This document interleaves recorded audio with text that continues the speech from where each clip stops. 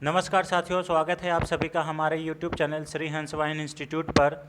आज का तारीख है 17 सितंबर 2023 और इस दिन के करंट अफेयर्स के सभी अति महत्वपूर्ण प्रश्न हम लोग इस वीडियो में डिस्कस करेंगे, जो कि आने वाले सभी प्रतियोगी परीक्षाओं के लिए बेहद महत्वपूर्ण हो, चाहे वो एसएससी, रेलवे, जीडी, कांस्टेबल, सारे एग्ज़ाम्स के लिए, बिहार पुलिस, सारे एग्ज़ाम्स के लिए बहुत ही इम्पॉर्टेंट है।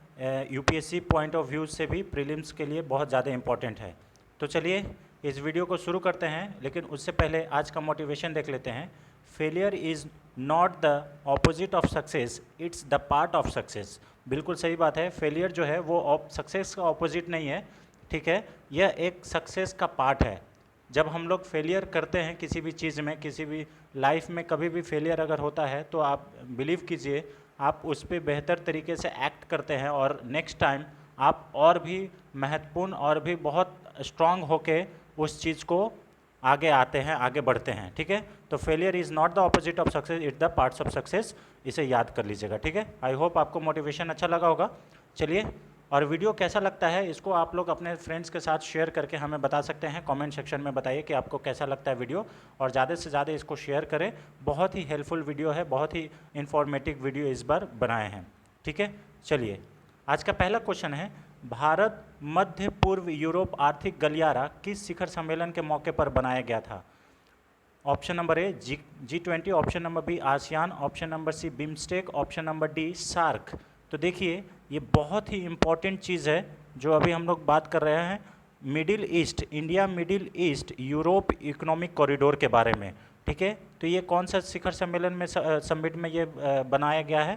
तो ये G20 का अभी जो शिखर सम्मेलन भारत के द्वारा आयोजित किया गया था उसमें ये वाला डिसाइड हुआ है, और ये बहुत ही महत्वपूर्ण है, ये इकोनॉमिक कॉरिडोर, जो कि चीन को बहुत ज़्यादा टक्कर देगा road belt and road initiative का, ठीक है, उसी का तोड़ है। ऑप्शन नंबर ए इसका सही आंसर है।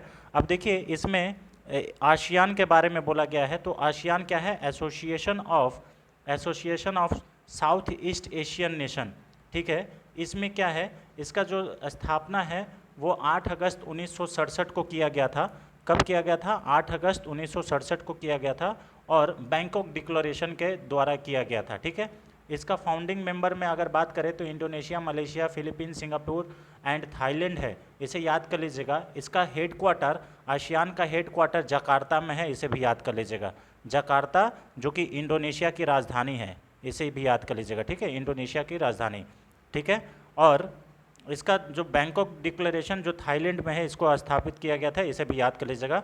इसका फाउंडर में कौन था? अब्दुल रजाक हुसैन, अदम मलिक और बहुत सारे लोग थे, तो इसको याद कर लीजिएगा, ठीक है। वहीं पे देखिए, बिम्स्टेक का बारे में भी बोला गया है। तो बिम्स्टेक क्या है?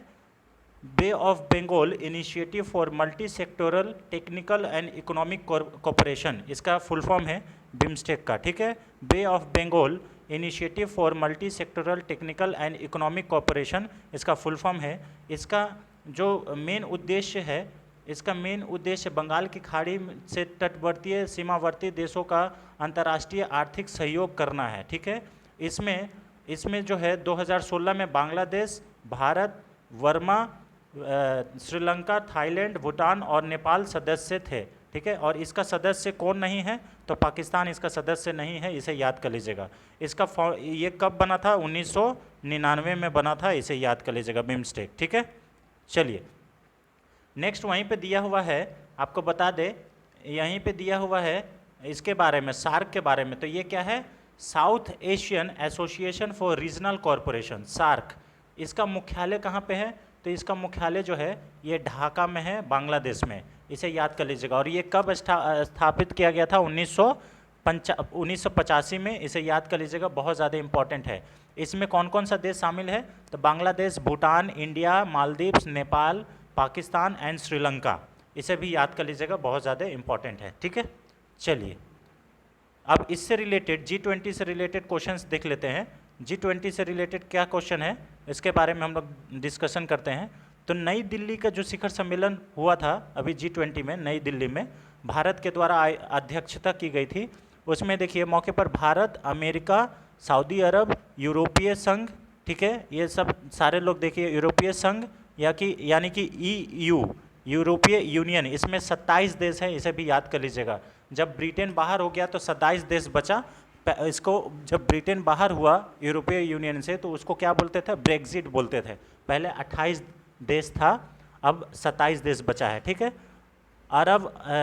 संयुक्त अरब अमीरात, फ्रांस, जर्मनी और इटली सहित कई देशों ने भारत की स्थापना के लिए एक समझौता ज्ञापन पे हाथ साइन किया है, जिसको MOU बोलते हैं।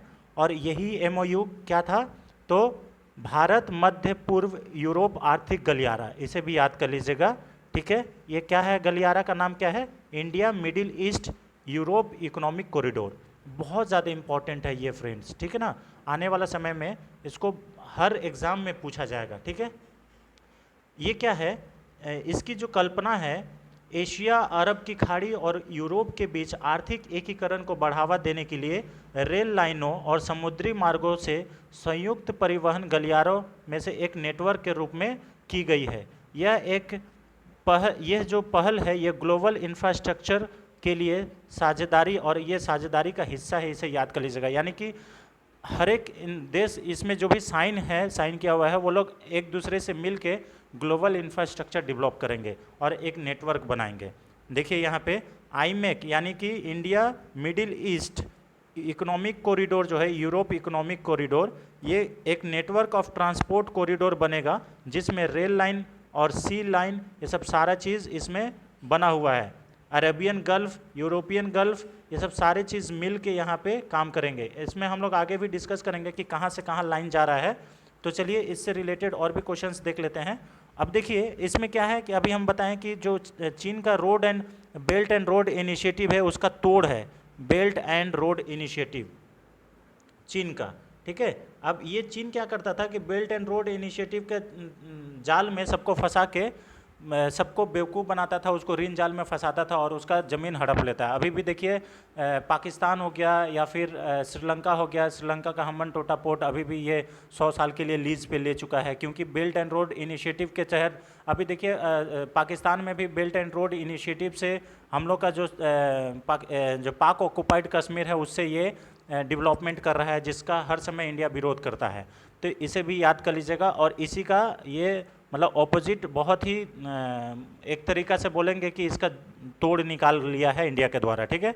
और इसको चिंता का, बहुत ही चिंता, अब ड्रैगन का मतलब जो होता है ना कि मेन चीज़ पे हम लोग नस को पकड़ लिया है, तो इस चीज़ को बहुत ज़्यादा नुकसान होने वाला है चाइना का बेल्ट एंड रोड इनिशिएटिव का, ठीक है। बहुत ही इंपॉर्टेंट है फ्रेंड्स। देखिए अब इसमें देखिए यहाँ पे ध्यान देने वाला बात है कि अभी हम लोग देखिए यहाँ पे मुंबई का पोर्ट से निकल के पहले दुबई जाएगा और ये जाएगा समुद्र मार्ग से, तो यहाँ पे समुद्र का ये होगा, डेवलपमेंट होगा। और दुबई यहाँ देखिए ईस्ट कॉरिडोर बनेगा, यहाँ पे ईस्ट कॉरिडोर है, और ईस्ट कॉरिडोर से भारत से अरब खाड़ी तक जाएगा, इसे भी याद कर लीजिएगा। और यहाँ से दुबई से हेडफा होके हुए हाइफा पोर्ट जाएगा और पेरियस जाके इधर से ये आपको रेल लाइन होगा, रेल लाइन डेवलप होगा, जहाँ पे समुद्र है वहाँ पे सी लाइन डेवलप होगा, इसे याद कर लीजिएगा। और देखिए यहाँ पे नॉर्थ कॉरिडोर बनेगा, अरब की खाड़ी से लेके यूरोप तक जाएगा, वो आपको नॉर्थ कॉरिडोर कहलाएगा, इसे भी याद कर लीजिएगा, बहुत ज़्यादा इंपॉर्टेंट है, ठीक है। तो भारत मध्य पूर्व यूरोप आर्थिक गलियारा का संभावित रूट यही है, इसे याद कर लीजिएगा। पहले का सिल्क रूट और मसाला रूट आप लोग सभी लोग जानते हैं, तो उसी का एक बढ़िया सा विकल्प तैयार किया गया है, इसे याद कर लीजिएगा, ठीक है। थोड़ा इंपॉर्टेंट है हर पॉइंट ऑफ व्यू से, चाहे वो UPSC क्यों ना हो, उसका भी एग्ज़ाम में ये सब क्वेश्चन आएगा, ठीक है। SSC रेलवे सारे में आएगा, इसे याद कर लीजिएगा, ठीक है। चलिए अब देखिए भारत मध्य यूरोप मेगा आर्थिक गलियारा परियोजना क्या है, इसके बारे में पहले समझ लेते हैं। तो ये G20 शिखर सम्मेलन के दौरान एक महत्वपूर्ण घोषणा प्रधानमंत्री नरेंद्र मोदी के द्वारा भारत मध्य पूर्व यूरोप आर्थिक गलियारा का योजना का अनावरण किया गया, जो एक अभूतपूर्व पहल है, जो वैश्विक व्यापार और कनेक्टिविटी को नया आकार देने का वादा करती है। यह गलियारा, जिसमें भारत, संयुक्त अरब अमीरात, सऊदी अरब, यूरोपीय संघ, इटली, जर्मनी, संयुक्त राज्य अमेरिका शामिल है, एक ऐतिहासिक उद्यम बनने के लिए अग्रसर है, जो अतीत के प्रसिद्ध रेशम मार्ग यानी कि सिल्क रूट, जिसका अभी हम बात कर रहे थे, और मसाला रूट को पीछे छोड़ देगा, इसे भी याद कर लीजिएगा, ठीक है, सिल्क रूट को भी ये पीछे छोड़ देगा। इतना बढ़िया इस कॉरिडोर को तैयार किया जाएगा।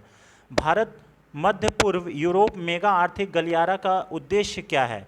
तो इसका उद्देश्य है, भारत मध्य पूर्व यूरोप मेगा आर्थिक गलियारा परियोजना का उद्देश्य ऊर्जा से संबंधित वस्तुओं को आदान प्रदान करना, यानी कि एनर्जी से रिलेटेड जितने भी वस्तु हैं उसका आदान प्रदान करना, ठीक है, उसका सुविधा पर विशेष ध्यान देना, साथ ही साथ जो इसमें शामिल है उस देशों के बीच व्यापार को बढ़ावा देना इसका मेन उद्देश्य है। यह पहल चीन की व्यापक बुनियादी ढांचे पहल के लिए एक महत्वपूर्ण प्रतिक्रिया के रूप में काम कर सकती है, जिसका उद्देश्य चीनी अर्थव्यवस्था के साथ इस कनेक्टिविटी को बढ़ावा देना है। इसे याद कर लीजिएगा, ठीक है। तो जो चाइना का बेल्ट एंड रोड इनिशिएटिव जो प्रोजेक्ट है, BRI प्रोजेक्ट, उसको ये बहुत ही बढ़िया टक्कर देगा और उससे कई गुना अच्छा प्रोजेक्ट है और आगे निकल जाएगा। इसे भी याद कर लीजिएगा, ठीक है। चलिए, किस लिए ये बनाया गया है? तो चीन को टक्कर देने के लिए, इसीलिए आप लोग समझ सकते हैं। अब इसका और इससे रिलेटेड कुछ फैक्ट देख लीजिए फ्रेंड्स। अगर आपको वीडियो सच में पसंद आता है तो इसे लाइक करिएगा, और इतना मेहनत करके हम आप लोग के लिए कंटेंट बनाते हैं तो थोड़ा हमें भी आप लोग सपोर्ट कीजिए, ठीक है। और हम कुछ नहीं चाहते हैं, आप लोग अपने फ्रेंड्स के साथ, आपको वीडियो इन्फॉर्मेटिव लगता है तो ज़रूर आप इसको सपोर्ट करेंगे, ठीक है। देखिए, ये जो गलियारा है, ये जो कॉरिडोर है, ये केवल एक पारंपरिक परिवहन नहीं है ना, बल्कि एक व्यापक बुनियादी ढांचा नेटवर्क है जिससे विभिन्न तत्व शामिल है। इसमें रेल लिंक का डेवलपमेंट होगा, बिजली केबल बिछेगा, हाइड्रोजन पाइपलाइन बिछेगा, हाई स्पीड डेटा केबल बिछेगा। तो ये सब सारा चीज़ क्या है? इस परियोजना का ही मेन पार्ट है, ठीक है। इसे याद कर लीजिएगा, बहुत ज़्यादा इंपॉर्टेंट है। सी रूट डेवलपमेंट होगा, इसमें यह भी सारा बात कहा गया, ठीक है। भारत मध्य पूर्व इकोनॉमिक आर्थिक गलियारे का प्रस्ताव के पीछे कई ठोस कारण हैं। पहला, आर्थिक समृद्धि होगा सारे देश में, जिसमें जो इसमें जुड़े हुए हैं। बुनियादी ढांचे का विकास होगा, क्षेत्रीय असमानताएं होगी। इसे भी याद कर लीजिएगा, ठीक है।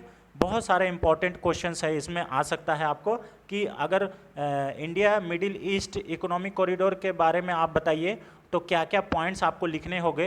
ये सब सारे पॉइंट्स को आप लोग अपने आंसर्स में इसको शामिल करेंगे, ठीक है। आर्थिक समृद्धि, बुनियादी ढांचे का विकास, क्षेत्रीय असमानताएं, ठीक है, बहुत ज़्यादा इंपॉर्टेंट है। चलिए, अब इसका जैसे कि अभी हम लोग बताएं कि चीन का जो BRI प्रोजेक्ट है वो मार करेगा, अब उससे बहुत लोग बाहर आना चाहते हैं। इसे भी याद कर लीजिएगा, बहुत ज़्यादा इम्पॉर्टेंट है ना। भारत मध्य पूर्व इकोनॉमिक कॉरिडोर को चीन की बेल्ट एंड रोड इनिशिएटिव से सबसे महत्वाकांक्षी काउंटरों में से एक माना जाता है। मतलब चीन का जो बेल्ट एंड रोड इनिशिएटिव है उसका काउंटर करने के लिए यह मार्ग बनाया गया है, इसे याद कर लीजिएगा, जिसने दुनिया के विभिन्न हिस्सों को चीन की अर्थव्यवस्था से जोड़ने की मांग की है, ठीक है। यह परियोजना न केवल आर्थिक एकीकरण को बढ़ावा देती है, बल्कि वैश्विक कनेक्टिविटी के प्रमुख घटकों के रूप में स्थिरता और डिजिटलीकरण का भी जोर देती है। इसे याद कर लीजिएगा, ठीक है। चलिए, अब इसके बाद और भी इससे रिलेटेड कुछ फैक्ट देख लेते हैं। जैसे यह गलियारा नए बाजार और व्यापार मार्ग को खोलेगा, ठीक है। उसके बाद जिसमें भारत और व्यापार अवसरों को बढ़ावा मिलेगा, ठीक है। यह आपूर्ति श्रृंखला के लचीलेपन को बढ़ावा देगा, यानी कि फ्लेक्सिबिलिटी, आवश्यक वस्तुओं का एक स्थिर स्रोत सुनिश्चित करेगा। भारत की रणनीति स्थिर वैश्विक भू राजनीतिक में इसकी भूमिका बहुत मजबूत होगी, ठीक है। परिवहन लागत कम हो सकती है। जब मान लीजिए एक कॉरिडोर के द्वारा हम लोग यूरोप से सामान मंगाएंगे तो उसमें जो हमारा लागत आएगा, इंपोर्ट करने का जो कॉस्ट आएगा वो भी कम पड़ेगा। इसे भी याद कर लीजिएगा, ठीक है, क्योंकि सारे लोग इसमें जुड़े हुए हैं तो आपस में जो ड्यूटी लगता है, जो कस्टम ड्यूटी लगता है, वो सब क्या होगा, एक्साइज ड्यूटी लगता है, ये सब कम होगा, ठीक है। इसे याद कर लीजिएगा। और दोनों देशों के बीच जितने भी इसमें हम लोग जुड़े हुए हैं उन सारे लोग में व्यापार जो है बहुत ही सुगम तरीके से हो सकेगा। भारत के हर एक लक्ष्यों को, यानी कि जितने भी ग्रीन इनिशिएटिव है उसमें अनुरूप कार्य करने के लिए बल मिलेगा। पर्यावरण के रूप में जिम्मेदार विकास को बढ़ावा देगा। और अभी आपको मालूम होगा कि यूके द्वारा ग्रीन इनिशिएटिव में $2 मिलियन फंड देने का वादा किया गया है। देखिए, इसी प्रकार से है आपूर्ति श्रृंखला सुरक्षा में सुधार ऊर्जा और संसाधन पहुंच के लिए महत्वपूर्ण है। व्यापार प्रक्रियाओं को सरल बनाता है, जिससे भारतीय व्यवसायों के लिए विश्व स्तर पर जुड़ना आसान हो जाएगा। अब इंडियन बिजनेसमैन जो है वो पूरा दुनिया में व्यापार कर सकेंगे, ठीक है, इस गलियारे के माध्यम से। भारत के निर्यात में विविधता लाते हुए वैश्विक बाजार एक बेहतर पहुंच प्रदान करेगा इसके लिए, ठीक है। चलिए, इस गलियारा से तो दोनों तरफ से भी। अब यहीं पे देखिए और एक पॉलिसी था जिसका नाम था पहले लुक ईस्ट पॉलिसी, जो कि 1992 में शुरू किया गया था भारत के द्वारा, कि अपने ईस्ट के तरफ जितने भी कंट्री है उसके साथ जुड़ के हम लोग व्यापार करेंगे सुगम तरीके से, ठीक है। अब उसी पॉलिसी को, लुक ईस्ट पॉलिसी को, अब हम लोग मोदी जी के गवर्नमेंट में इसको नाम दे दिया गया है द एक्ट ईस्ट पॉलिसी। देखिए इस एक्ट ईस्ट पॉलिसी में क्या क्या काम हुआ था। पहला काम हुआ था अगरतला से अखौरा तक, जो कि भारत का अगरतला से बांग्लादेश के अखौरा तक रेल लिंक बनाया गया था। Inter modal transit linkage and inland waterways through Bangladesh, इसमें बांग्लादेश में रोड इनलैंड वाटर्स का डेवलपमेंट हुआ था। कालादान मल्टी मॉडल प्रोजेक्ट इसी एक्ट ईस्ट पॉलिसी का एक पार्ट है, जिसमें हाईवे प्रोजेक्ट बनाना, कनेक्टिविटी नॉर्थ ईस्ट में, म्यांमार में, थाईलैंड में, ये सब काम किया गया, ठीक है। Road and bridges project and modernization of hydro electric power project under act east policy के द्वारा, और इसमें मदद कौन किया था, तो जापान किया था इंडिया का, इसे भी याद कर लीजिएगा। तो एक्ट ईस्ट पॉलिसी भी है, जो कि एक्ट ईस्ट पॉलिसी 2014 में इसका नाम दे दिया गया। पहले ये क्या था, लुक ईस्ट पॉलिसी, ठीक है। चलिए, आई होप आपको एक क्वेश्चन से रिलेटेड इतने सारे इन्फॉर्मेशन काफ़ी अच्छा लग रहे होंगे, और अगर सच में इन्फॉर्मेटिव वीडियो लगता है तो आप वीडियो को लाइक करें और ज़्यादा से ज़्यादा शेयर करें फ्रेंड्स, और चैनल पे नए हैं तो चैनल को जरूर सब्सक्राइब करें, ठीक है। चलिए क्वेश्चन नंबर 2 पे आते हैं। बहुत सारे क्वेश्चन है, इसमें हम लोग 12 क्वेश्चन डील करेंगे। क्वेश्चन नंबर 2 है हमारा कि किस देश को हाल ही में G20 के अस्थायी सदस्य के रूप में शामिल किया गया है। किस देश, अथवा इसमें यूनियन होगा, इसे याद कर लीजिएगा। Option number A Mauritius, option number B African Union, option number C Maldives, option number D मिस्र। तो आप लोग सभी जानते हैं अभी अफ्रीकन यूनियन यानी कि AU को अभी हम लोग G20 में शामिल किया गया है। किस में, G20 में, और ये अभी क्या बन गया, G21 बन गया, ठीक है। जैसे ही ये G20 से G21 बना, क्यों, क्योंकि इसमें अफ्रीकन यूनियन शामिल हो गया। इसमें पहले कितने देश था G20 में, 19 देश थे, और एक कौन थे, एक थे यूरोपियन यूनियन। अब यूरोपियन यूनियन के साथ अब 19 देश के साथ 2 यूनियन हो गया। कौन कौन सा, एक यूरोपीय यूनियन और एक अफ्रीकन यूनियन, इसे याद कर लीजिएगा। तो अब ये इसका क्या संगठन बन गया, ये G21 बन गया, ठीक है, इसे याद कर लीजिएगा। अब AU जो है अफ्रीकन यूनियन, उसमें कितने देश हैं, तो इसमें 55 देश हैं जो कि अफ्रीकी सदस्य हैं।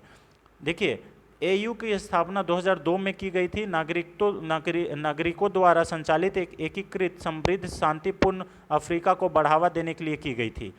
यह अफ्रीकी देशों के बीच एकता और एकजुटता पर जोर देते हुए अफ्रीका में विभिन्न सामाजिक, आर्थिक और राजनीतिक चुनौतियों का समाधान करने के लिए मंच के रूप में कार्य करता है। अगर AU की बात करें तो इसका जो मुख्यालय है वो अदिस अबाबा में है, जो कि इथोपिया की राजधानी है, इसे भी याद कर लीजिएगा, ठीक है। अफ्रीकी संघ के अध्यक्ष अभी एट प्रेजेंट में कौन है, अजाली असुमनी, और ये बहुत ही इम्पोर्टेंट है क्योंकि इन्हीं को अभी प्रधानमंत्री नरेंद्र मोदी ने गले लगाया था, इसे भी याद कर लीजिएगा, बहुत ज़्यादा इम्पोर्टेंट है, ठीक है। अफ्रीकी संघ यानी कि अफ्रीकन यूनियन के जो अध्यक्ष है, प्रेसिडेंट है, वो क्या है, अजाली असुमानी, इसे भी याद कर लीजिएगा, ठीक है। ये इंग्लिश इसका वर्जन है। आप लोग को देखिए बाईलैंग्वेज कंटेंट जैसा कि हम प्रॉमिस किए थे आप लोग को लेके आए हैं, इसे भी याद कर लीजिएगा, थोड़ा इंपॉर्टेंट है। और इसमें अफ्रीकन यूनियन में कितना देश है, तो 55 अफ्रीकन देश है। और ये G20 जो शिखर सम्मेलन है उसका 18वां संस्करण भारत के द्वारा इसका अध्यक्षता किया गया था न्यू दिल्ली में, ठीक है, इसे याद कर लीजिएगा। इसका थीम के बारे में भी हम लोग बात करेंगे। आगे चलते हैं। अफ्रीकी संघ के G20 में शामिल होने का संभावित प्रभाव क्या हो सकता है। अब देखिए, जब अफ्रीकन यूनियन G20 में शामिल हो गया है तो इसका क्या प्रभाव पड़ सकता है पूरा दुनिया में, ठीक है। तो देखिए G20 में EU का शामिल होना वैश्विक निर्णय लेने में अफ्रीकी हितों और दृष्टिकोण को बढ़ावा देने के अवसर पर प्रदान करता है। यह AU को वैश्विक व्यापार, वित्त और निवेश वस्तुकुलों को आकार देने में भाग लेने के लिए अनुमति देता है। यह नया प्रभाव अफ्रीका को उन सुधारों की वकालत करने में मदद कर सकता है जो उनके सदस्य को लाभान्वित करते हैं और आर्थिक न्याय संगत वैश्विक प्रणाली में योगदान करते हैं। G20 में AU की सीट आर्थिक विकास, व्यापार और स्थिरता जैसे प्रमुख मुद्दों पर चर्चा का सुविधा भी प्रदान कर सकती है। इसके अलावा यह एक ऐसा मंच के भीतर अफ्रीकी चिंताओं और प्राथमिकताओं को दृश्यता प्रदान करता है जो पर्याप्त वैश्विक महत्व रखती है।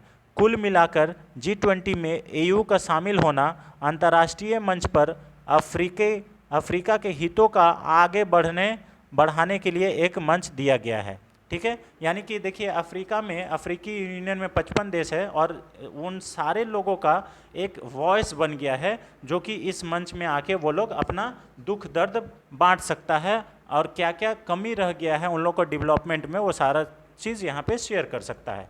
ठीक है, तो ये बहुत ही इम्पोर्टेंट काम हुआ है, इसे याद कर लीजिएगा, वो भी भारत की अध्यक्षता में।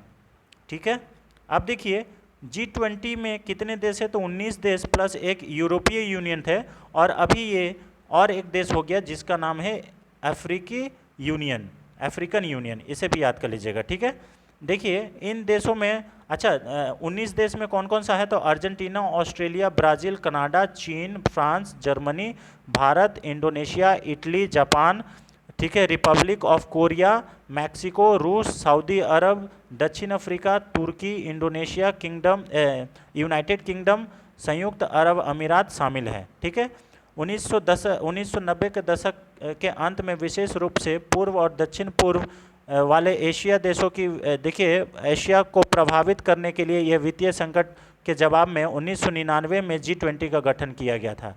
तो G20 का गठन कब किया गया था, 1999 में, जब हम लोग वित्तीय संकट से गुजर रहे थे उस समय का ये बात है। ठीक है, नई दिल्ली में आयोजित G20 सम्मेलन में 6 एजेंडा था जिसमें से green development, climate finance, life, ठीक है, उसके बाद sustainable development, climate finance strategy से पर्यावरण को सामने आगे बढ़ाने चुनौतियों से निपटने के बारे में बात की गई। इसके अलावा इस सम्मेलन का उद्देश्य समाज के सभी वर्गों को लाभ पहुंचाने के लिए समावेशिक आर्थिक विकास को प्राथमिकता देना था और आर्थिक संकटों से निपटने के लिए तरीकों पर विचार करना था कि अगर आर्थिक संकट आता है तो एक दूसरे से मिल के कैसे काम किया जाएगा, उससे कैसे निपटा जाएगा, ये सब सारा इस विषय पर भी बात हुआ था।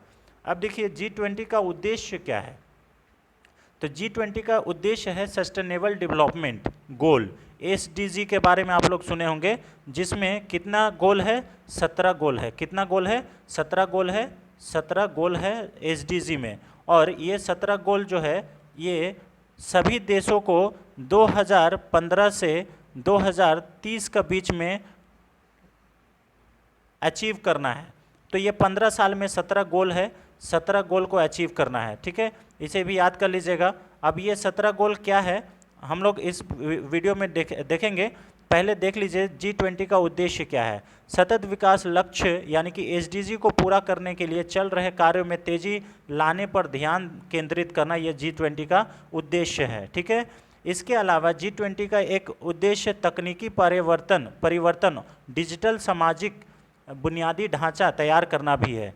इससे भारत ही नहीं बल्कि G20 में शामिल हर देश को लाभ होगा, इसे याद कर लीजिएगा। प्रत्येक देश की वित्तीय बाजारों तथा विश्व की आर्थिक व्यवस्था पर विचार विमर्श करना इसका उद्देश्य है। प्रत्येक समूह में अंतर्राष्ट्रीय आर्थिक सहयोग पर विचार करना और विमर्श करना इसका उद्देश्य है। महत्वपूर्ण मुद्दों पर जैसे कि आतंकवाद, मानव तस्करी, मानवाधिकार संकट पर भी इसमें विचार करना, परामर्श करना इसका उद्देश्य है। तो इसे याद कर लीजिएगा, बहुत सारा इसका उद्देश्य है और इसमें पूछ सकता है कि what is the main objective of G20, आपको ऑप्शंस में दे सकता है। ठीक है ना, तो मेन ऑब्जेक्टिव ये सब है, इसे याद कर लीजिएगा। ठीक है, बहुत ज़्यादा इंपॉर्टेंट क्वेश्चंस है एग्जाम पॉइंट ऑफ व्यू से। ठीक है, चलिए अब यहाँ पे देखिए जो गोल के बारे में हम बात कर रहे थे वो गोल कौन कौन सा है, तो वो गोल है देखिए नो पॉवर्टी, कोई भी गरीबी मतलब गरीबी का उन्मूलन, जीरो हंगर, भूखमरी का भी उन्मूलन करना है, ठीक है। उसके बाद देखिए good health and well being, बढ़िया स्वास्थ्य, अच्छा क्वालिटी का एजुकेशन मिलना चाहिए, ये एसडीजी गोल नंबर 4 है। जेंडर इक्वलिटी, समानता, मतलब लिंग का समानता है ना, सभी में, किसी में भेदभाव नहीं होना चाहिए लड़का लड़की में, ठीक है, gender equality. Clean water and sanitation, ये गोल नंबर 6 है, ठीक है, इसे याद कर लीजिएगा। उसके बाद अफोर्डेबल एंड क्लीन एनर्जी, ये गोल नंबर 7 है, ठीक है। Decent work and economic growth goal number 8। Goal number 9 क्या है? Industry, innovation and infrastructure, goal number 10। Required inequalities, goal number 11। Sustainable cities and communities, ये सब देखिए सारे गोल हैं। Goal number 22 responsible consumptions and reproduction, goal number 13 climate action, goal number 14 life below water. और ये question घुमा फिरा के पूछ देता है कि सस्टेनेबल डेवलपमेंट गोल में गोल नंबर 17 किससे रिलेटेड है, तो वो किससे रिलेटेड है? पार्टनरशिप फॉर द गोल, इसे भी याद कर लीजिएगा, ठीक है। गोल नंबर 15 क्या है? लाइफ ऑन लैंड, कैसे ज़मीन पे हम लोग का जीवन रहेगा, ठीक है। और गोल नंबर 16 क्या है? Peace and justice, strong institutions, इसे याद कर लीजिएगा, गोल नंबर 16 है, तो इसे भी याद कर लीजिएगा। टोटल 17 गोल है जो कि 2030 तक इसको अचीव करने के लिए बोला गया है। और अभी हाल ही का रिपोर्ट में ये बोला जा रहा है कि जितने भी लोग इसमें काम कर रहे हैं वो बहुत ही स्लो काम कर रहे हैं और 2030 तक इस गोल को 17 के 17 गोल को ऊपर काम नहीं हो पा रहा है और अचीव नहीं कर पाएगा, ठीक है। तो इस पर ध्यान देने की ज़रूरत है। अब देखिए जो T20 का अध्यक्षता हम लोग भारत के द्वारा किया गया है उसका थीम क्या था, तो बहुत ही इंपॉर्टेंट क्वेश्चन है फ्रेंड। उसका जो थीम था वसुधैव कुटुंबकम, ये याद रखिएगा, बहुत ही इंपॉर्टेंट है, जिसका संस्कृत में मतलब जिसका ट्रांसलेट है one earth one family and one future. The theme is rooted in the ancient Sanskrit text Maha Upanishad, इसे भी याद कर लीजिएगा, ये महाउपनिषद में इसका नाम दिया हुआ है। And the goal of sustainable development, the theme also highlights life का फुल फॉर्म क्या है? Life style for environment which is about making environmentally sustainable and responsible choices, ठीक है। यहाँ पे देखिए the G20 summits was held in new Delhi on September 9 to ये 9 से 10 के बीच में हुआ। It was the first G20 summit hosted by the India, ठीक है। द एजेंडा इंक्लूड्स, इसमें क्या क्या एजेंडा पे बात हुआ, अभी हम लोग इसका हिंदी में वर्जन भी देख लिए थे लेकिन इंग्लिश देख लीजिए। Economic development, economic aid to developing countries, मतलब जो डेवलपिंग नेशन है, विकासशील देश है, उसको हम लोग इकोनॉमिक सहायता करेंगे। Reform of the world bank and IMF, इसमें वर्ल्ड बैंक में और इंटरनेशनल मॉनेटरी फंड में रिफॉर्म करने की ज़रूरत है। New rules for the crypto currency पर नया रूल आना चाहिए, ये इस पे बात हुआ, ठीक है। Food and energy security, climate change के ऊपर बात हुआ। The economic and social impact of Russia and Ukraine वार, इसे भी याद कर लीजिएगा कि रशिया और यूक्रेन वार से क्या इकोनॉमिक इफेक्ट पड़ा है और क्या सोशल इम्पैक्ट पड़ा है, इसे भी इसके ऊपर इसमें डिस्कशन किया गया, ठीक है। बहुत ही इंफॉर्मेटिव वीडियो है फ्रेंड्स, आपको अगर अच्छा लगता है तो ज़रूर इसको लाइक करें, शेयर करें अपने फ्रेंड्स के साथ और हमें मौका दें आगे बढ़ने का, ताकि आपके साथ और भी बढ़िया बढ़िया वीडियो लेके आएँ सामने में और भी मेहनत करें और पैनल के साथ आप लोग को लाइव पढ़ा सके, ठीक है। अब देखिए इसी का हिंदी में देखिए, अभी हम आपको बताएं जो अभी हम लोग बात किए उसका हिंदी है, ये वसुधैव कुटुंबकम जो हम लोग का इस बार थीम था, एक पृथ्वी एक परिवार एक भविष्य, और ये महाउपनिषद में लिखा हुआ है, सतत विकास के लक्ष्यों में निहित है। लाइफ का फुल फॉर्म अभी हम लोग बताएं, पर्यावरण के लिए जीवन शैली, इसे भी याद कर लीजिएगा। और इसमें ये इन सारे मुद्दों पर 6 मुद्दों पर 6 एजेंडा में ये वाला डिस्कशन हुआ है, इसे भी याद कर लीजिएगा, बहुत ज़्यादा इम्पॉर्टेंट है, ठीक है। G20 समूह अब G20 नहीं रहा, कौन सा बन गया है? ये G21 बन गया है। और कौन कौन सा देश शामिल है हम लोग पहले भी बात कर चुके हैं, अर्जेंटीना, ऑस्ट्रेलिया, ब्राज़ील, कनाडा, चीन, यूरोपीय union, France, Germany, Bharat, Indonesia, Italy, Japan, Mexico, रूस, सऊदी अरब, दक्षिण अफ्रीका, दक्षिण कोरिया, तुर्की, यूनाइटेड किंगडम और अमेरिका इसमें शामिल है, इसे भी याद कर लीजिएगा, ठीक है। चलिए अब ये G21 हो गया है, देखिए वन अर्थ का यहाँ पे लोगो बना हुआ है। क्वेश्चन नंबर 3 पे आते हैं फ्रेंड्स, ठीक है। इतना इन्फॉर्मेटिव वीडियो आप लोग को देखिएगा, बहुत ही कोशिश किए हैं ज़्यादा से ज़्यादा प्रोवाइड करने का बहुत ही कम समय में। चलिए क्वेश्चन नंबर 3 पे आते हैं, थोड़ा स्पीड में चलेंगे। किस बैंक ने ग्राहकों के निर्बाध आवागमन अनुभव की सुविधा के लिए nation first transit card launch किया है? Which bank launch the nation first transit card to facilitate seamless customer commuting experience? Option number A Bharatiya State Bank, option number B Punjab National Bank, option number C Canara Bank, option number D Axis Bank. तो ये जो किया गया है none other than State Bank of India, Bharatiya State Bank के द्वारा ऐसा nation first transit card launch किया गया है। ऑप्शन नंबर ए इसका सही आंसर है, ठीक है। अब देखिए, देश के सबसे बड़ा ऋणदाता और भारतीय स्टेट बैंक ने nation first transit card launch किया है, जो ग्राहकों को निर्बाध आवागमन अनुभव प्रदान करता है और एक ही कार्ड के माध्यम से मेट्रो, बस, वाटर, फेरीज, पार्किंग इत्यादि में आसान तरीके से डिजिटल टिकटिंग, किराया भुगतान सुनिश्चित कर सकता है। इसी कार्ड से सारा चीज़ हो सकता है, बस पे, मेट्रो पे, वाटर फेरीज में, यानी कि जहाज़ में भी चढ़ सकते हैं, पार्किंग में भी पेमेंट कर सकते हैं। इसके अलावा व्यक्ति इस कार्ड का उपयोग खुदरा यानी कि ई कॉमर्स भुगतान के लिए भी कर सकता है, जो कि हम लोग खरीदते हैं फ्लिपकार्ट से या किसी भी अमेजन से, तो उसमें भी पेमेंट करने का काम इस कार्ड से कर सकते हैं। बहुत ज़्यादा इम्पॉर्टेंट कार्ड है ये, और किसके द्वारा किया गया है? स्टेट बैंक ऑफ इंडिया के द्वारा, SBI के द्वारा ये लॉन्च किया गया है। कार्ड का नाम क्या है? नेशन फर्स्ट ट्रांजिट कार्ड, ठीक है। अब SBI की बात करें तो SBI का मुख्यालय कहाँ पे है? मुंबई में है। अध्यक्ष अभी कौन है? दिनेश कुमार खारा, इसे भी याद कर लीजिएगा, ठीक है। बहुत ज़्यादा इम्पॉर्टेंट है ये, है ना। चलिए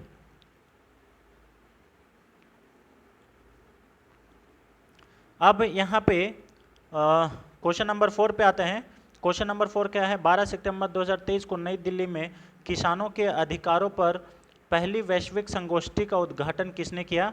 Who inaugurated the first global symposium on farmers' rights in New Delhi on September 12 to 2023? Option number A Droupadi Murmu, option number B Narendra Modi, option number C Narendra Singh Tomar, option number D Mansukh Mandaviya.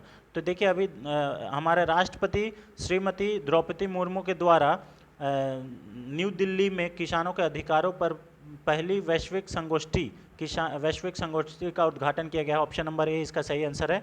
और हमारा अभी कृषि मंत्री कौन है? तो नरेंद्र सिंह तोमर है, इसे भी याद कर लीजिएगा। और प्रधानमंत्री नरेंद्र मोदी हैं, आप लोग सभी लोग जानते हैं, ठीक है। तो इसका उद्घाटन श्रीमती द्रौपदी मुर्मू के द्वारा किया गया है, इसे भी याद कर लीजिएगा, जो कि मयूरभंज उड़ीसा की रहने वाली हैं, ठीक है। बहुत ज़्यादा इंपॉर्टेंट है ये, देखिए श्रीमती द्रौपदी मुर्मू जी का ये उद्घाटन समारोह, ठीक है। चलिए क्वेश्चन नंबर 5 पे आते हैं। क्वेश्चन नंबर 5 है, which country was hardest hit by the storm Daniel? तूफान डैनियल से कौन सा देश सबसे ज़्यादा प्रभावित हुआ है? तो ऑप्शन नंबर ए लीबिया, तो ऑप्शन नंबर बी यूनान, ग्रीस, ऑप्शन नंबर सी तुर्की, ऑप्शन नंबर डी मिस्र। तो अभी लीबिया जो है ये सबसे ज़्यादा प्रभावित रहा है ये डैनियल तूफान से, और इसमें कहा जा रहा है कि 5300 यानी कि 5300 आदमी लोग डेथ कर चुका है, और बहुत सारे लोग, हज़ारों, 10,000 20,000 आदमी लोग अभी लापता है। तो बहुत ही ज़्यादा भीषण हादसा ये हुआ है, लीबिया में है ये हुआ है, इसे भी याद कर लीजिएगा, थोड़ा इम्पॉर्टेंट है ये, इसको याद करना बहुत ज़्यादा इम्पॉर्टेंट है, ठीक है। चलिए अब इसके आगे में हम लोग देखिए, यहाँ पे लिखा हुआ है कि 5300 से ज़्यादा लोगों की जान ले ली और हज़ारों लोग लापता है। तूफान भारी बारिश और बाढ़ के लेकर आया, जिससे बुनियादी ढांचे और घरों का व्यापक नुकसान हुआ। सबसे अधिक प्रभावित क्षेत्र डरना और ड्रोबुक शहर है, यानी कि ये लीबिया के 2 शहर हैं जो कि डरना और ड्रोबुक है। ये इसका बहुत ज़्यादा क्या है, डोप्रुक, ये दोनों शहर बहुत ज़्यादा नुकसान का सामना झेला है, ठीक है। अब उत्तर पूर्वी अफ्रीका देश में डैनियल तूफान का क्या इसमें बात होता है, इसको थोड़ा देख लेते हैं। उत्तरी अफ्रीका देश के पूर्व हिस्सों में 10 सितंबर 2023 को ये डैनियल तूफान आया था, ठीक है। इसका कारण व्यापक क्षति हुई, ठीक है, इसके कारण बहुत ज़्यादा क्षति हुआ। डैनियल एक तीव्र भूमध्य सागरीय तूफान है। इस तूफान की वजह से मेडिकेन, इस तूफान को क्या कहा जाता है? मेडिकेन भी कहा जाता है, इसे भी याद कर लीजिएगा। इस तूफान ने भूमध्य सागर में जाने से पहले ग्रीस में विनाशकारी बाढ़ ला दी और एक उष्णकटिबंधीय चक्रवात में बदल गया, इसे याद कर लीजिएगा। डेनियल तूफान के कारण लीबिया में 5000 से अधिक यानी कि 5300 से अधिक और 10,000 लोग लापता है, ये लोग मर चुके हैं। ठीक है, बहुत ज़्यादा मतलब क्या बोलेंगे, इतना बड़ा ट्रेजेडी लीबिया में अभी आया है। ठीक है, और ये अभी जैसे हम बताएं डरना और ड्रोब्रुक जो है वो दोनों अभी शहर जो ज़्यादा प्रभावित हुआ है। ठीक है, लीबिया के प्रधानमंत्री 11 सितंबर 2023 को 3 दिन के शोक की घोषणा किए हैं इसके वजह से, इसे भी याद कर लीजिएगा, और झंडा को झुका दिया जाएगा। अब लीबिया की थोड़ा सा इंफॉर्मेटिव बात करें तो लीबिया जो है ये अफ्रीका और अरब दुनिया का चौथा सबसे बड़ा देश है और दुनिया का 16वां सबसे बड़ा देश है, इसे याद कर लीजिएगा। ठीक है, ये दुनिया का अरब का चौथा सबसे बड़ा देश है अरब इसमें, और दुनिया का 16वां सबसे बड़ा देश है, ये उत्तरी अफ्रीका में स्थित है, इसे याद कर लीजिएगा। उसके बाद लीबिया आर्थिक, इसका नाम जो है ये क्या है, इसका लीबिया राज्य है। ठीक है, और इसका राजधानी त्रिपोली है, इसे भी याद कर लीजिएगा। प्रेसिडेंट मुअम्मर अल गफ्फाकी है, इसे भी याद कर लीजिएगा। ठीक है, उसके बाद आर्थिक आधिकारिक भाषा की बात करें तो ये अरबी है, अंग्रेजी भी बोली जाती है और भी बहुत सारे इससे रिलेटेड है। देखिए लीबिया का 90% से अधिक भाग जो है ये रेगिस्तान है और सेमी डेजर्ट है। लीबिया का सहारा रेगिस्तान एक दुर्लभ ज्वालामुखी घटना का घर है, यहाँ पे बहुत ज़्यादा ज्वालामुखी भी फटता है जिसे वो ए नामस के नाम से भी जाना जाता है।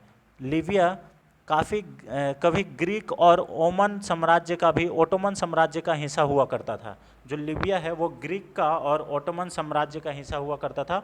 1977 से 1911 के बीच लीबिया दुनिया का एकमात्र ऐसा देश था जिसके पास साधारण झंडा था, इसे याद कर लीजिएगा। लीबिया अपने प्राचीन ग्रीक और रोमन खंडरों और रेगिस्तान के परिचय से परिदृश्य के लिए जाना जाता है। ठीक है, तो ये इंग्लिश इसका वर्जन रहा। क्वेश्चन नंबर 6 पे आते हैं। क्वेश्चन नंबर 6 क्या है, खेल के डोपिंग रोधी कार्यक्रम का उल्लंघन के लिए पेशेवर टेनिस से किस पर 4 साल के प्रतिबंध लगा दिया। अभी कौन सा टेनिस खिलाड़ी के ऊपर एंटी डोपिंग के मामलों में 4 साल का प्रतिबंध लगाया। Option number A Simona Halep, option number B Serena Williams, option number C Maria Sharapova, option number D Naomi Osaka. तो अभी सिमोना हेलेप्स को 4 साल के प्रतिबंध का सामना करना पड़ा है। ऑप्शन नंबर ए इसका सही आंसर है, एंटी डोपिंग के मामले में, यानी कि कोई भी ड्रग्स खा के अगर खेल खेलता है उसमें पाया जाता है तो उसको सस्पेंड कर दिया जाता है, इसे याद कर लीजिएगा। 4 ईयर बैन। ठीक है, 4 साल अब ये नहीं खेल पाएगी। ठीक है, अब ये करता कौन है, तो ये बैन कौन करता है, तो वर्ल्ड एंटी डोपिंग एजेंसी करता है, जिसका एस्टेब्लिशमेंट 1999 में हुआ था, इसे याद कर लीजिएगा। ठीक है, ये मतलब डोपिंग फ्री एजेंसी है जो कि मतलब सारा चीज़ देखता है कि जो एथलीट है वो कहीं नशे का सेवन तो नहीं कर रहा है, सारा चीज़ मॉनिटर होता है। अगर इसमें कुछ पाया जाता है तो उसको बैन कर दिया जाता है। इसका मुख्यालय मॉन्ट्रियल कनाडा में है, वाडा का, और इसका स्थापना 10 नवंबर 1999 को किया गया था। इसका अध्यक्ष अभी एट प्रेजेंट में कौन है, तो विटोल्ट बांका है। जो स्थापक सदस्य है वो है अंतर्राष्ट्रीय ओलंपिक समिति, इसे याद कर लीजिएगा, बहुत ज़्यादा इम्पोर्टेंट है। ठीक है, यह है वाडा वर्ल्ड एंटी डोपिंग एजेंसी, इसे भी याद कर लीजिएगा। जितने भी ओलंपिक में एथलीट भाग लेते हैं तो पहले वाडा से ये सब सारे चीज़ चेक होते हैं, तभी उनको खेलने का परमिशन मिलता है। ठीक है, चलिए क्वेश्चन नंबर 7 पर आते हैं। 62वें सुब्रोतो कप अंतर्राष्ट्रीय फुटबॉल टूर्नामेंट का नया मेजबान शहर कौन सा है।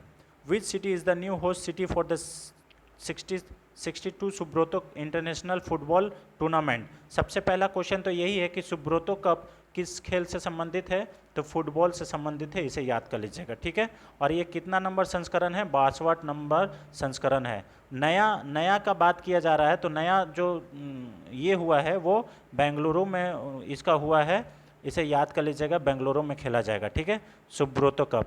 ठीक है, गुरुग्राम, देखिए पहले दिल्ली और गुरुग्राम में हुआ था, अब इसको बेंगलोर में भी आयोजित करने का बात हुआ है, इसे याद कर लीजिएगा। ठीक है, बेंगलोर में पहले 3 जगह पे इसका आयोजित किया जाएगा, दिल्ली, गुरुग्राम और बेंगलुरु में। ठीक है, और ये कब से शुरू होने वाला है, 19 सितंबर से लेकर 23 अक्टूबर 2023 तक होने वाला है, बहुत ज़्यादा इम्पोर्टेंट है ये। ठीक है, देखिए यहाँ पे क्या बताना चाह रहे हैं हम, ये तीन जो मुकाबला है, ये टूर्नामेंट कहाँ कहाँ होगा, अंडर 17 जूनियर लड़कों और लड़कियों का जो टूर्नामेंट है वो दिल्ली और एनसीआर यानी कि गुरुग्राम में होगा, और अंडर 14 जूनियर लड़कों की प्रतियोगिता जो है वो बेंगलोर में होगा। इसे याद कर लीजिएगा, ठीक है। तो नया वेन्यू कौन सा है, बेंगलोर है, इसे भी याद कर लीजिएगा। यहाँ पे देखिए पिछला साल का अगर विनर का बात करें तो ये कौन था, झारखंड था, जो कि 2022 में जीता था अंडर 17 गर्ल्स विनर। गर्ल्स में 61 एडिशन था इस सुब्रतो कप का, और झारखंड इसका विजेता था। इसे याद कर लीजिएगा, ठीक है। क्वेश्चन नंबर 8 पे आते हैं। सारे क्वेश्चंस इंपॉर्टेंट है फ्रेंड्स, और चुन चुन के क्वेश्चंस लाया गया है, तो इसे भी याद कर लीजिएगा, बहुत ज़्यादा इंपॉर्टेंट है, नोट कर लीजिएगा अपने नोटबुक में, ठीक है। Question number 8, living hut project पर सहयोग के लिए किस कंपनी ने टाटा कंसल्टेंसी सर्विसेज के साथ समझौता किया है। Which company has partnered with the Tata Consultancy Services to collaborate on the living hut project. Option number A Microsoft, option number B IBM, option number C SAP SAP, और option number D Dassault. The Dassault company के साथ Tata Consultancy द्वारा tie up किया गया है, किसके ऊपर, living hut project के ऊपर, ठीक है। इसे याद कर लीजिएगा। डसॉल्ट वही कंपनी है जो राफेल बनाता है, इसे भी याद कर लीजिएगा, डसॉल्ट एविएशन, ठीक है ना, इसे याद कर लीजिएगा, बहुत ज़्यादा इंपॉर्टेंट। ऑप्शन नंबर डी इसका सही आंसर है, ठीक है। अब देखिए टाटा कंसल्टेंसी सर्विसेज ने लिविंग हट प्रोजेक्ट पर सहयोग करने के लिए डसॉल्ट सिस्टम के साथ साझेदारी की है। परियोजना का लक्ष्य है मानव हृदय के यथार्थी डिजिटल सिमुलेशन को विकसित करना, मान्य करना, ठीक है।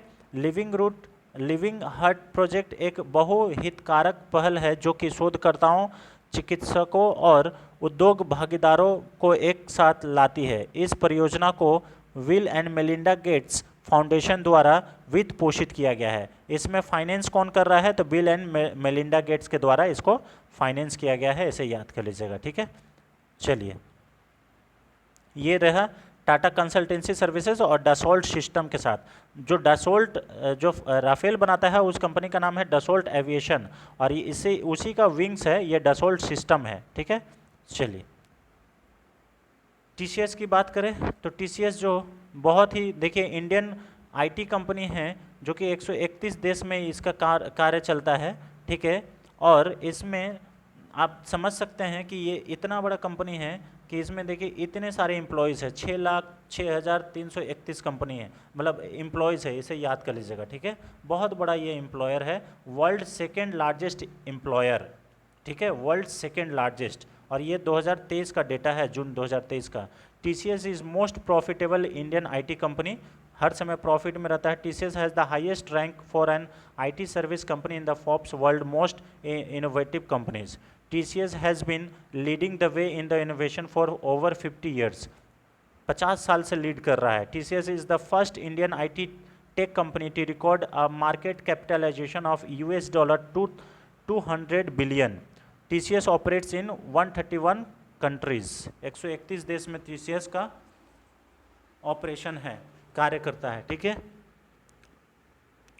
अब यहाँ पे देखिए TCS के CEO की बात करें तो क्रेग कृथिवासन है, जो कि 1 जून 2023 को ही बने हैं नए CEO के कृथिवासन। इसका मुख्यालय TCS का मुंबई में है, स्थापना 1 अप्रैल 1968 को किया गया था, इसे याद कर लीजिएगा, ठीक है। चलिए, क्वेश्चन नंबर 9 पे आते हैं। किस कंपनी ने एसआर, HP, डेल और लेनोवो जैसे अंतर्राष्ट्रीय ब्रांडों के साथ प्रतिस्पर्धा करते हुए स्मैश नाम से अपना ब्रांडेड लैपटॉप और माइक्रो PC विकसित किया है? बहुत ही इंपॉर्टेंट क्वेश्चन है फ्रेंड्स, ठीक है। Which company has develop it's on branded laptop and micro PC called smash, ठीक है, competing with the international brand like HR, HP, Dell and Lenovo. Option number A Microsoft, option number B IBM, option number C ITI limited, option number D Intel. तो ये देखिए हम लोग का जो सरकारी एक कंपनी है ITI लिमिटेड, ये अपना एक लैपटॉप और माइक्रो PC विकसित किया है, उसका नाम है स्मैश, इसे याद कर लीजिएगा। ऑप्शन नंबर सी इसका सही आंसर है, स्मैश, ठीक है। अब ITI जो कंपनी है ये माइक्रो PC और लैपटॉप बना रहे हैं जिसका नाम है स्मैश, ठीक है। ये जो कि अंतर्राष्ट्रीय गुणवत्ता मानकों को पूरा करती है। ITI एक अग्रणी दूरसंचार कंपनी है और इसने अपने स्मैच उत्पाद के साथ प्रौद्योगिकी बाजार में महत्वपूर्ण प्रवेश किया है। यह उत्पाद HRSP, डेल और लेनोवो जैसे सुस्थापित बहुराष्ट्रीय ब्रांडों के खिलाफ सफलतापूर्वक प्रतिस्पर्धा कर रहा है। मतलब ये कंपटीशन पूरा कर रहा है और अच्छा मार्केट पकड़ लिया है। ठीक है, बहुत ज़्यादा इंपॉर्टेंट है फ्रेंड्स, ऐसा क्वेश्चंस पूछने का बहुत ज़्यादा चांस होता है। ठीक है, ये देखिए सरकारी दूरसंचार कंपनी है ITI लिमिटेड। ये अंतर्राष्ट्रीय मानकों के अनुरूप लैपटॉप और माइक्रो PC विकसित करता है। यह उत्पाद स्मैच ब्रांड के तहत बाजार में उपलब्ध है। ITI ने SR, HP, डेल और लेनोवो जैसी दिग्गज कंपनियों को पीछे छोड़ते हुए कई निविदाएं भी की जाती है। भारत में अन्य लैपटॉप निर्माणकर्ताओं में आईबोल, एप्पल, आसूस, लेनोवो शामिल है। ठीक है, India first public sector unit ये है, इसे याद कर लीजिएगा, इस कंपनी का है, जो कि इसका एस्टेब्लिशमेंट कब हुआ था? 1948 में। ठीक है, it has contributed over 50% of the present national telecom network. जो ये भारत में टोटल टेलीकॉम नेटवर्क का 50% भागीदारी इसका है, इसे याद कर लीजिएगा, ITI लिमिटेड का। ठीक है, इंडियन टेलीफोन इंडस्ट्रीज़ लिमिटेड इसका फुल फॉर्म है ITI लिमिटेड का। 1948 में इसका क्या हुआ था? स्थापना हुआ था 12 अक्टूबर को। ठीक है, और इसका मुख्यालय कहाँ पे है? बेंगलुरु में है, इसे याद कर लीजिएगा, इसका मुख्यालय ITI का मुख्यालय। ठीक है, चलिए क्वेश्चन नंबर 10 पे आते हैं फ्रेंड्स। क्वेश्चन नंबर 10 है, national association of software and services company NASSCOM, यहाँ पे नेशनल होगा, national association of software and services companies के उपाध्यक्ष के रूप में किसे नियुक्त किया गया है? Who has been appointed as the vice chairman of national association of software and service company NASSCOM? Option number A Salil Parekh, option number B Rajesh Gopinath, option number C Sindhu Gangadharan, option number D Arvind Krishna. तो अभी नेस्कॉम के वाइस चेयरमैन सिंधु गंगाधरन को नियुक्त किया गया है। Option number सी इसका सही आंसर है। देखिए सिंधु गंगाधरन को national association of software and services company NASSCOM का उपाध्यक्ष नियुक्त किया गया है। वह वर्तमान में सैप लैब्स इंडिया में वरिष्ठ उपाध्यक्ष और प्रबंध निदेशक हैं। सैप उपयोगकर्ता सक्षम, सैप क्या है? तो ये एक प्रकार का सॉफ्टवेयर है, इसे याद कर लीजिएगा, जिम्मेवार है। वह सैप लैब्स इंडिया का नेतृत्व करने वाली पहली महिला है। अच्छा, ये जो नाम है सिंधु गंगाधरन, ये महिला का नाम है, इसे याद कर लीजिएगा, जो सैप का दुनिया भर में सबसे बड़ा R&D केंद्र है, रिसर्च एंड डेवलपमेंट, इसे याद कर लीजिएगा। ठीक है, यही है सिंधु गंगाधरन, जो कि अभी नेस्कॉम के वाइस चेयरमैन बनी है। ठीक है, गंगाधरन को इस साल की शुरुआत में ही नेस्कॉम की GCC परिषद 2023-25 के अध्यक्ष के रूप में नियुक्त किया गया था। ठीक है, वह सीमेंस इंडिया और टाइटन कंपनी लिमिटेड के सहित संगठनों के बोर्ड में भी कार्य करती है, इसे याद कर लीजिएगा। ठीक है, नेस्कॉम ने 2023 से 25 के लिए अपनी नई कार्यकारी परिषद की भी घोषणा की है। यह परिषद सरकारी निकायों के साथ मिलकर भारतीय IT क्षेत्र में विकास के लिए समर्थन करने के लिए नीतियां बनाने में मदद करती है, इसे याद कर लीजिएगा, बहुत ज़्यादा इम्पॉर्टेंट है। ठीक है, अब नेस्कॉम की बात करें तो नेस्कॉम का जो अध्यक्ष हैं वो कृष्णन रामानुजम हैं। 2 अध्यक्ष हैं इसके, देवजानी घोष भी हैं। ठीक है, और संस्थापक कौन था? नंदन नीलेकनी और देवांग मेहता। इसकी स्थापना, नेस्कॉम की स्थापना क्या 1 मार्च 1988 को किया गया था। इसका मुख्यालय नोएडा उत्तर प्रदेश में है और न्यू दिल्ली में भी है। ठीक है, ये कैसा है? तो नॉन गवर्नमेंटल ट्रेड एसोसिएशन है। प्रमुख लोग कृष्णन रामानुजम है।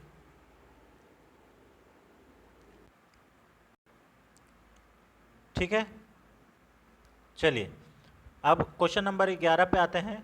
क्वेश्चन नंबर 11 बोलता है, 5वीं राष्ट्रीय व्हील चेयर रग्बी चैंपियनशिप 2023 किस राज्य ने जीती? Option number A Karnataka, option number B Maharashtra, option number C Delhi, option number D Uttar Pradesh. तो देखिए, which state has 5th national wheelchair rugby championship, ये कौन जीता है? तो अभी ये महाराष्ट्र के द्वारा जीता गया। ऑप्शन नंबर बी इसका सही आंसर है। सॉरी आई एम एक्सट्रीमली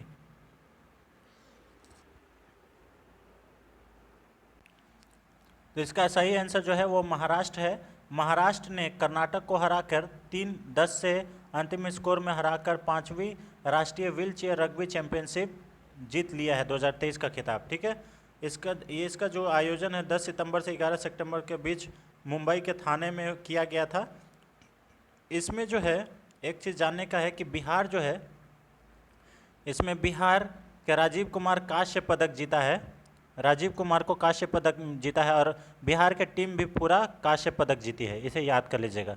5वीं राष्ट्रीय व्हील चेयर रग्बी चैंपियनशिप 2023 जो है वो मुंबई जीता है कर्नाटक को हराकर, इसे भी याद कर लीजिएगा। कर्नाटक इसमें हारा है। National wheelchair rugby championship 2023 में बिहार टीम कांस्य पदक जीती है।